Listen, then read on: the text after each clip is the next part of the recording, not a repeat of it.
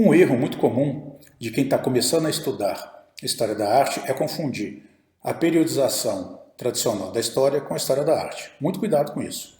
Na história tradicional nós temos a pré-história, a Idade Antiga, a Idade Média, a Idade Moderna e a Idade Contemporânea. Na história da arte isso é um pouco diferente. Por exemplo, a arte moderna ela não acontece durante a Idade Moderna.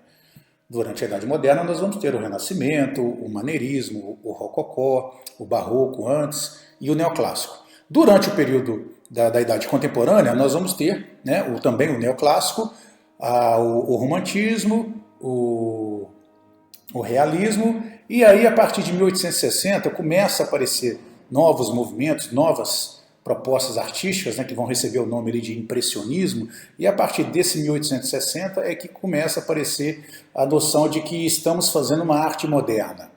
Então, para fins bem simples, a arte moderna é aquela arte que aparece a partir de meados do século XIX, a partir mais ou menos ali de 1860 até os dias atuais. Tá? Isso aí é que é a Idade Moderna que a gente vai trabalhar.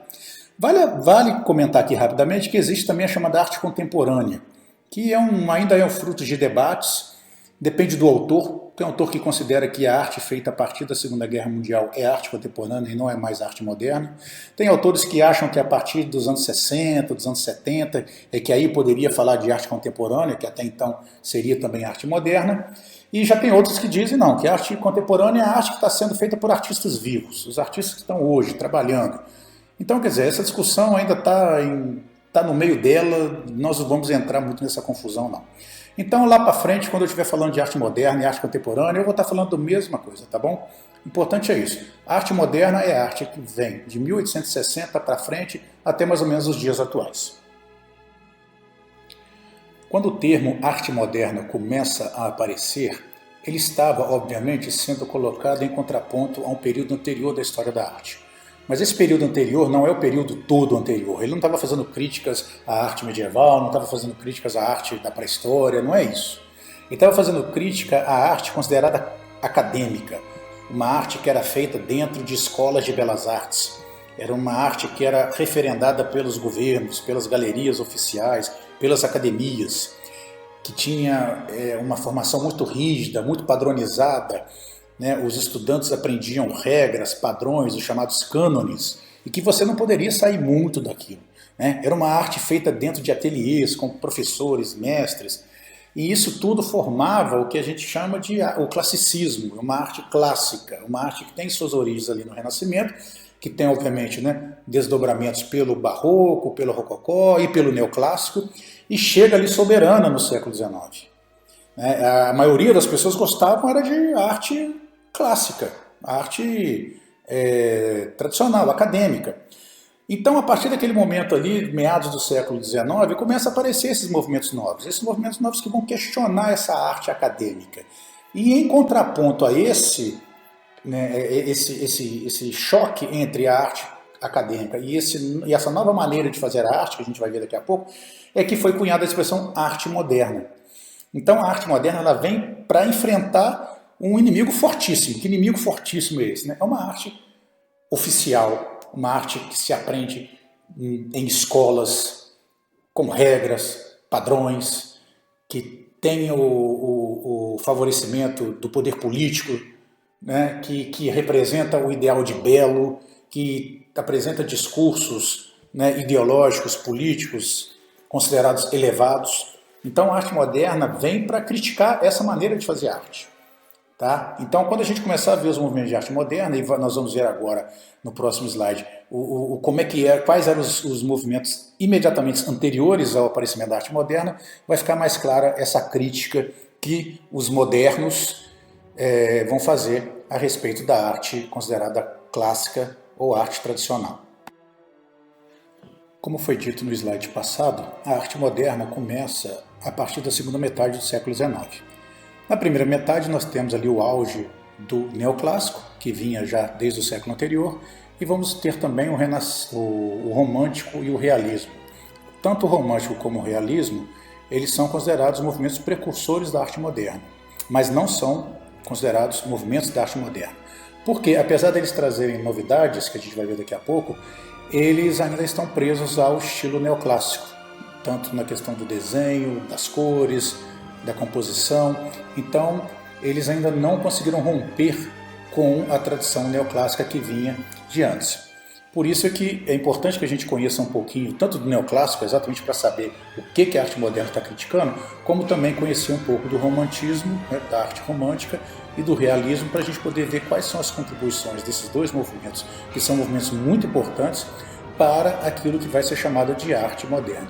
Então, nos próximos slides, nós vamos ver imagens. Imagens do neoclássico, imagens do romantismo e imagens do realismo, tá bom? Então vamos lá.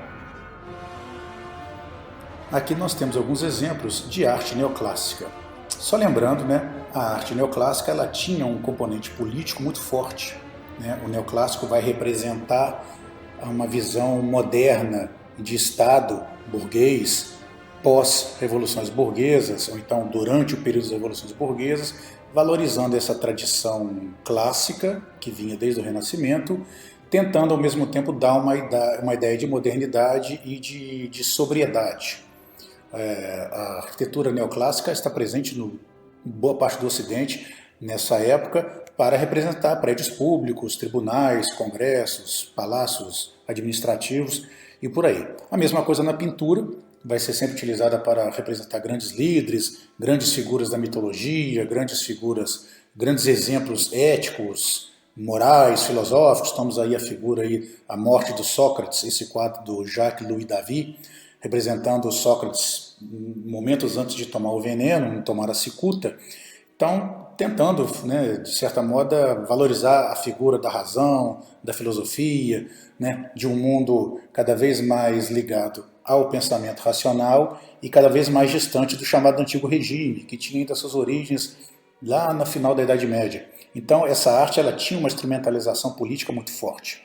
Nós temos também ali um exemplo bem famoso da estátua Eros e Psique, do Antônio Canova, está lá no Museu do Louvre. São dois personagens da mitologia greco-romana que estão ali naquele famoso beijo, né?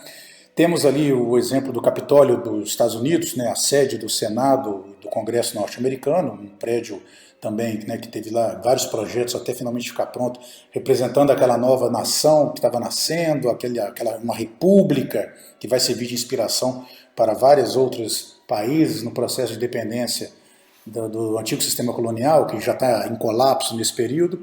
Temos também ali o belíssimo portão de Brandemburgo, né, que fica lá em Berlim, na Alemanha, que também entra nesse desejo de criar símbolos importantes, arquitetônicos, grandes monumentos, né? É uma arte muito monumental, né? O neoclássico é uma arte muito monumental.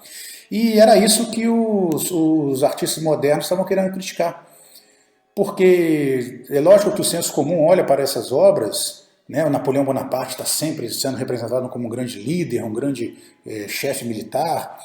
As pessoas olham para essas obras e concordam que são obras muito bonitas, muito bem feitas, uma pintura de extrema qualidade, as cores muito realistas, os prédios elegantes que denotam seriedade, que denotam uma honra, uma respeitabilidade muito grande. Aí você pode pensar, poxa, mas por que alguém iria ser contra uma arte dessa? Né? O problema, gente, é que a arte moderna ela estava querendo propor coisas novas, ela estava querendo quebrar padrões. E a arte neoclássica, ainda que muito bonita, ela era muito rígida, ela era muito fechada, ela era muito padronizada, ela não dava muita liberdade para a imaginação do artista.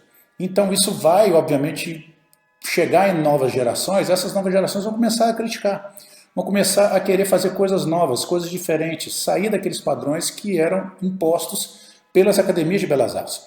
Então nós vamos ver no próximo slide a chamada arte, o romantismo e o realismo, e nós vamos já começar a ver algumas novidades que irão, mais à frente, dar as bases para os jovens artistas, aí sim, revolucionários da chamada arte moderna.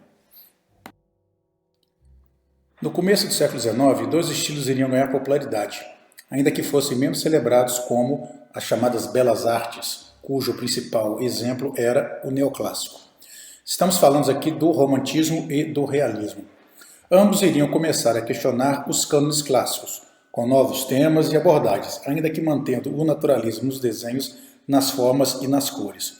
Esse talvez seja um dos principais motivos porque a gente não pode dizer que o romantismo e o realismo quebram os padrões do neoclássico, porque nessa questão do desenho, da forma, das cores, da representação da natureza, eles ainda mantêm um respeito muito grande pelo naturalismo das imagens.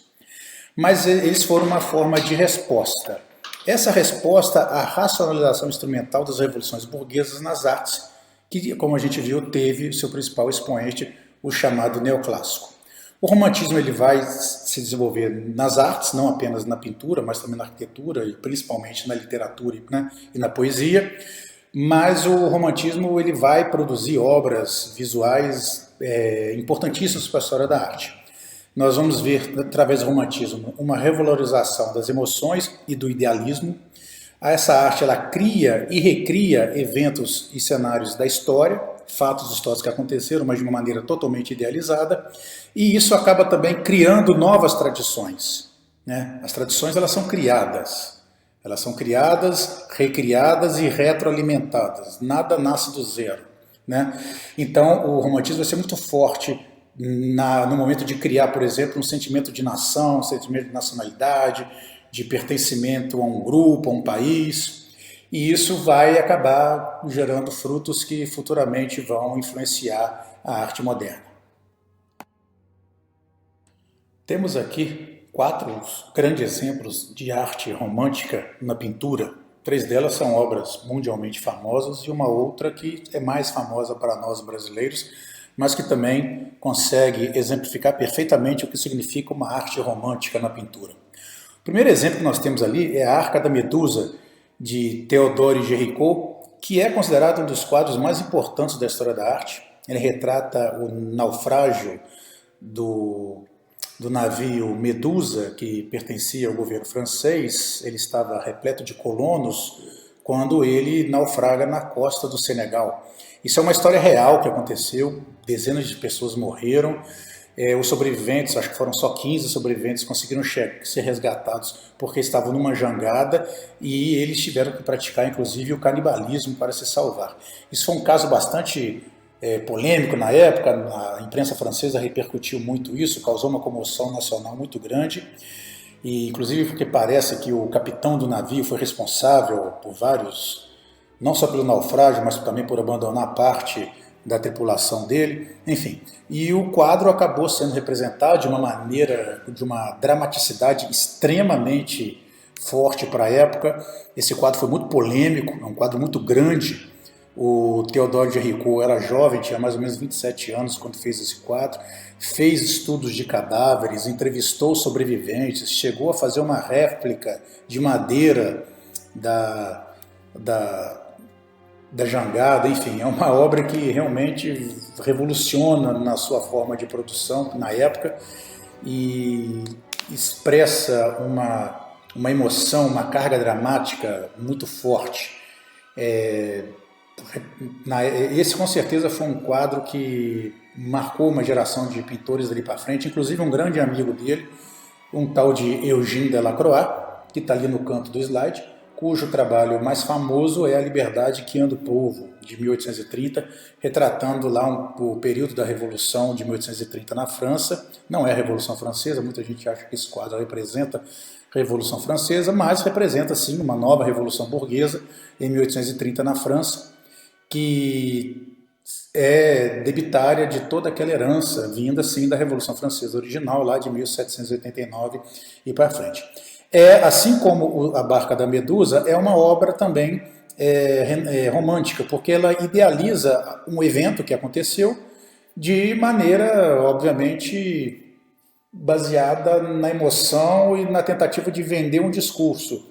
Nesse ponto, não fica totalmente longe também do neoclássico. Por exemplo, no quadro A Liberdade Guiando o Povo, você vê uma mulher de seios à mostra guiando a população, segurando a tricolor francesa, né, a bandeira da França, e com um chapeuzinho representando ali a República, né, aquele barrete dos jacobinos, e o povo em armas seguindo ela, né? Inclusive aquele rapaz ali de cartola na parte central do quadro, né, dizem que é o próprio Delacroix, provavelmente é ele mesmo. Então são obras que idealizam um passado, algo que aconteceu, existe uma carga dramática muito grande, mas também há uma forte presença da imaginação do autor, né? Uma alegoria muito forte.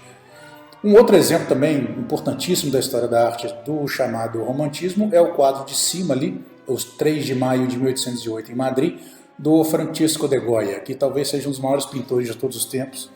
O Goya tem uma produção impressionante, ele merece um espaço à parte da história da arte.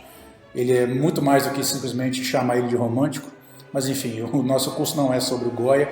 E nesse quadro ele mostra uma cena de fuzilamento, onde soldados franceses estão fuzilando cidadãos espanhóis. Isso retrata um episódio que aconteceu em Madrid, uma revolta da população contra a ocupação francesa. E nesse quadro também existe toda uma idealização de um momento, né, do fuzilamento das pessoas, né? Mostra as pessoas no canto chorando, outras já mortas, e os centrais ali no momento de serem fuzilados. Tem toda uma simbologia esse quadro, aquela figura central ali de camisa branca, com os braços abertos. Se você conseguir ver esse quadro de mais perto, ele está no Museu do Prado, em Madrid, você dá para ver que as mãos daquele homem têm chagas. Então, acredita-se que seja isso uma representação de Jesus Cristo, da pureza, aquela camisa branca dele, refletindo a luz daquela lanterna no chão, representa uma pureza que ainda não foi imaculada pelo sangue que está ali embaixo. E os soldados, vocês podem perceber, nenhum deles mostra o rosto, não aparece o rosto deles, como se fosse a essência do mal pura, e não simplesmente pessoas más, e sim a própria essência do mal. É um quadro muito forte, é um quadro que retrata um momento de violência muito grande, onde retrata pessoas desarmadas sendo mortas, e acabou se transformando num grande exemplo de um discurso contra a violência, contra a guerra, e sem dúvida nenhuma também é um dos quadros mais influentes, né? As técnicas de pintura que o Goya emprega nesse quadro é impressionante, e principalmente para a época, para o tipo de temática. Isso não era algo comum dentro das obras anteriores. Quando você via cenas de violência, né, em quadros, né, em obras do período clássico, geralmente eram cenas de violência que estavam ligadas a algum evento ou religioso, como por exemplo a crucificação de Cristo, ou então como cenas mitológicas, lendas mitológicas. Mas não, né, uma cena real mesmo, né, isso é muito raro. É muito difícil dizer se foi a primeira vez que isso aconteceu na arte, mas com certeza, de maneira que chamou atenção, foi. E ali embaixo nós temos ali o Independência ou Morte, do Pedro Américo, um quadro brasileiro. Ele foi, né, pintado ali já às vésperas da República, retrata lá o mítico grito do Ipiranga, que na verdade nunca aconteceu. Então é mais um exemplo belíssimo de arte romântica, idealiza um evento do passado, constrói uma narrativa que não tem base histórica real, não foi dessa maneira que a independência do Brasil foi feita, não teve grito de Ipiranga, não tinha dragões da Inconfidência naquela época, aqueles cavalos, nada daquilo aconteceu daquela maneira que é retratada, mas é a imagem que todo mundo, todo brasileiro, desde criança, vê nos livros didáticos, nas apostilas, nos documentários, nas reportagens, quando vai falar de Dom Pedro I, todo mundo lembra desse quadro. Então é um exemplo também perfeito de como funciona o discurso dentro de uma arte romântica.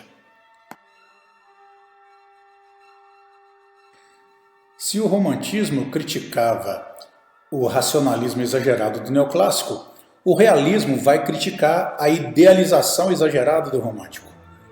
O fato é que o realismo, um movimento um pouco posterior ao romantismo, vai provocar, numa geração de jovens artistas, uma certa repulsa a essa idealização exagerada, né, do romantismo, e também, obviamente, a aquela arte engessada das academias de belas artes do neoclássico. O que os artistas realistas estavam querendo? Bom, como o próprio nome já fala, aqueles jovens artistas estavam querendo, eles não queriam mais ficar falando de rei, de batalha, de deuses gregos, de imagens religiosas santas, ou então cenas dramáticas como lá o naufrágio da barca da Medusa. Eles não queriam ficar retratando coisas excepcionais, eles queriam retratar coisas do cotidiano, a vida como ela é, coisas simples, as pessoas simples. A pobreza estava começando a se destacar muito no meio urbano, né? Nós estamos num processo de urbanização ali no século XIX, a industrialização, o sistema capitalista já estava aí hegemônico no mundo. Então essa nova geração estava incomodada com aquilo, né? Você está vendo que a vida está mudando muito rápido, mas que certas coisas continuam. A pobreza vai ser um grande objeto dos realistas. Então os artistas realistas queriam pintar o mundo como eles veem. E querem colocar o homem como o centro da sua obra. Tá? Então, por exemplo, os realistas, eles colocavam o homem no seu dia a dia, no seu trabalho, na sua reflexão, na sua luta contra a pobreza, na sua luta contra a injustiça, enfim, a sua perplexidade em frente a esse mundo cada vez mais louco e acelerado ali do século XIX, principalmente ali na segunda Revolução Industrial. Então os realistas, eles queriam isso mesmo, mostrar a vida como ela é. E não só ficar falando de reis, deuses, batalhas e fundações de repúblicas e eventos fantásticos e excepcionais. Eu selecionei algumas obras para a gente poder analisar rapidamente o que é o realismo. No slide anterior, eu coloquei uma das várias versões do O Pensador, do Auguste Rodin, que talvez seja considerado um dos maiores escultores de todos os tempos e talvez o mais influente dos últimos 150 anos. O Pensador representa lá aquele homem sentado, refletindo, totalmente imerso nas suas reflexões. É um belo exemplo dessa escultura, né, do realismo na escultura. E aqui, nesse outro slide, eu selecionei algumas imagens que eu acho que também representam muito bem o que a gente chama de realismo, que, como eu falei no slide anterior, é a vontade de mostrar a vida como ela é, a vida de maneira cotidiana. A gente tem ali o Ângelus, do Jean-François Millet, temos ali Mulheres Peneirando Trigo, de Gustave Colbert, o autorretrato do Gustave Colbert, que é fantástico esse quadro, né? Ele olhando perplexo para o espelho, né? O Homem Desesperado, também esse quadro tem esse nome. Sabe-se lá por que ele estava desesperado, talvez desesperado com a modernidade, com a loucura do mundo, com a luz elétrica, com os bondinhos, com os telefones, com a máquina fotográfica, enfim, com todas as transformações que o mundo atravessava e como que estava tudo se transformando de maneira tão rápida, com a pobreza perto de tanta riqueza, a industrialização, a poluição, né, essa loucura das cidades cada vez maiores, cada vez mais iluminadas, enfim, né, a gente teria que recorrer aqui a textos do Charles Baudelaire para poder entender o que significou essa modernidade naquela meados do século XIX. E temos também ali a Carruagem da Terceira Classe, de Honoré Daumier, né? Vou pedir perdão para vocês aqui, que de vez em quando eu vou errar a pronúncia de algum desses autores, porque são nomes franceses, alemães, ingleses, e tem hora que a gente vai patinar um pouco na pronúncia deles. Mas vocês podem ver nessas imagens que são imagens normais, cotidianas. Essa Carruagem de Terceira Classe, por exemplo, mostra pessoas simples, alguns trabalhadores. Você vê uma moça com uma criança do colo, um menino ao lado de uma senhora mais velha, provavelmente indo para o trabalho. Nós temos ali as mulheres peneirando trigo, o menino ali mexendo no baú, cenas do cotidiano. O Ângelus, do Millet, talvez, né, junto com o Colbert, o maior pintor do realismo, você vê ali um casal rezando ao final de um dia de trabalho, provavelmente agradecendo, né, pelo bom trabalho que teve aquele dia, né, uma imagem até muito tocante, com aquela luz do sol no fundo, né, aquela sombra começando a aparecer, quer dizer, é de uma beleza imensa esse quadro.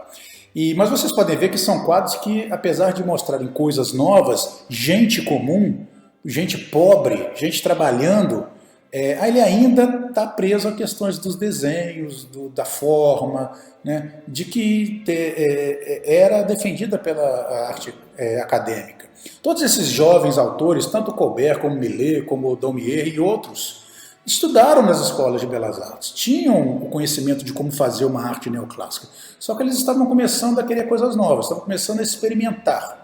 O realismo vai ser, com certeza, um dos maiores influenciadores da arte moderna, a partir do próximo movimento que nós vamos ver, que vai ser o impressionismo. Quando a gente fala dos precursores da arte moderna, passando ali pelo romântico e pelo realismo, a gente tem que dar uma parada no William Turner, esse pintor inglês que apesar de cronologicamente estar classificado ali pelo romantismo, a obra dele antecipa muita coisa do que nós vamos ver mais à frente, como o impressionismo, o fauvismo, o expressionismo, até mesmo o futurismo, lá no século XX. O Tanner, ele não está preocupado tanto com o desenho, ele está mais preocupado com a luz, com a sombra e também com a ideia de movimento. O Tanner pintou muitos quadros de navios, de tempestades. Temos aí o Chuva, Vapor, Velocidade, que é um trem atravessando uma ponte no meio de uma tempestade. Então ele dá um dinamismo nessas pinturas e o trato que ele dá na luz, na sombra e a pouca preocupação que ele tem com o desenho em si é, sem dúvida nenhuma, um precursor importantíssimo que vai influenciar muitos artistas impressionistas e depois outros, né? O Claude Monet, ele morou um tempo na Inglaterra e com certeza entrou em contato com os quadros do Tanner, e quando você começa a ver os quadros do Monet sobre Londres, você vê ali os ecos da influência do Tanner. Então fica aí essa indicação desse pintor fantástico que é um dos poucos daqueles grandes mestres que é muito difícil você chegar e dizer se ele faz parte deste ou daquele estilo. Ele é muito mais complexo, muito mais interessante do que qualquer tipo de classificação. O caminho está aberto.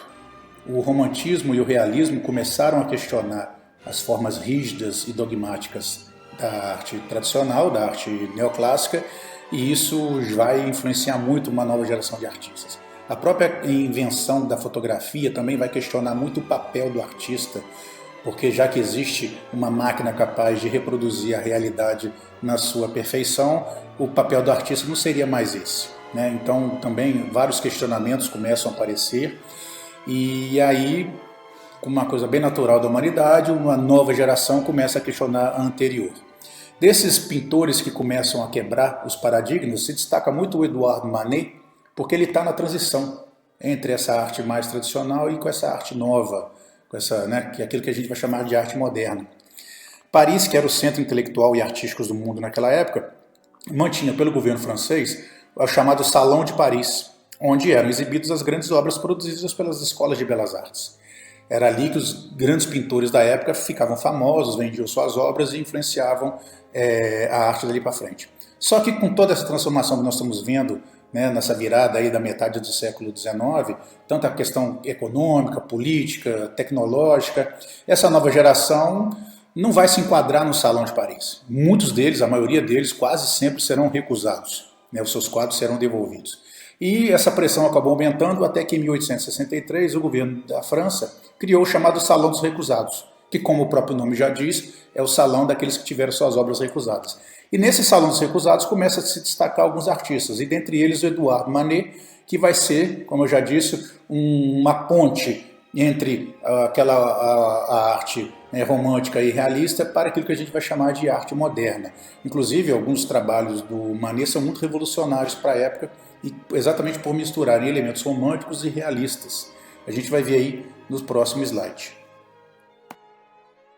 Separei mais duas imagens do Edouard Manet, de dois trabalhos dele, que foram muito influentes para aquela nova geração de artistas, principalmente aqui o Almoço na Relva, de 1863, onde o Manet, de certa forma, ele une, né, elementos do romântico, elementos do clássico e elementos do realismo na mesma pintura. E, além disso, escandaliza a sociedade naquela época, porque foi considerado um quadro extremamente erótico, e também influencia uma nova geração de artistas. Por que esse quadro deu tanta polêmica, né? Porque se você olha na história da arte, cenas de banhos, né, banhistas na natureza são muito comuns. Mas geralmente são imagens que têm referências a cenas da mitologia, né, de personagens mitológicos, ou um nu basicamente artístico, vamos dizer assim, moças se banhando.